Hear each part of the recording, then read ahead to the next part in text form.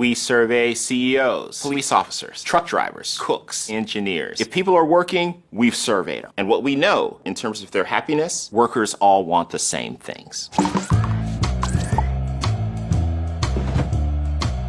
There's 3 billion working people in the world, and about 40% of them would say they're happy at work.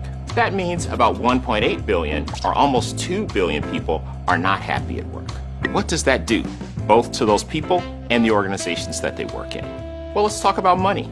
Organizations that have a lot of happy employees have 3 times the revenue growth compared to organizations where that's not true. They outperform the stock market by a factor of 3. And if you look at employee turnover, it's half that of organizations that have a lot of unhappy employees. The miracle thing is you don't have to spend more money to make this happen. It's not about ping pong tables and massages and pet walking. It's not about the perks. It's all about how they're treated by their leaders and by the people that they work with. So, I'd like to share a few ideas that create happy employees. Idea number 1. In organizations where employees are happy, what you find is 2 things are present: trust and respect. Leaders often say, we trust our employees, we empower our employees, and then when an employee needs a laptop, and this is a true example, 15 people have to approve that laptop. So for the employee, all the words are right, but 15 levels of approval for a $1,500 laptop? You've actually spent more money than the laptop on the approval, and the employee feels maybe they're really not trusted. So what can an organization do to have a high level of trust? The first organization that comes to mind is Four Seasons.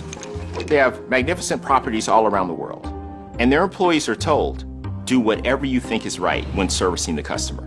To hand that trust to your employees, to do whatever they think is right, makes the employees feel great. And this is why they're known for delivering some of the best service in the world. Idea number 2, fairness. The thing that erodes trust in an organization faster than anything else is when employees feel that they're being treated unfairly. Employees want to be treated the same, regardless of their rank or their tenure or their age or their experience or their job category compared to anyone else.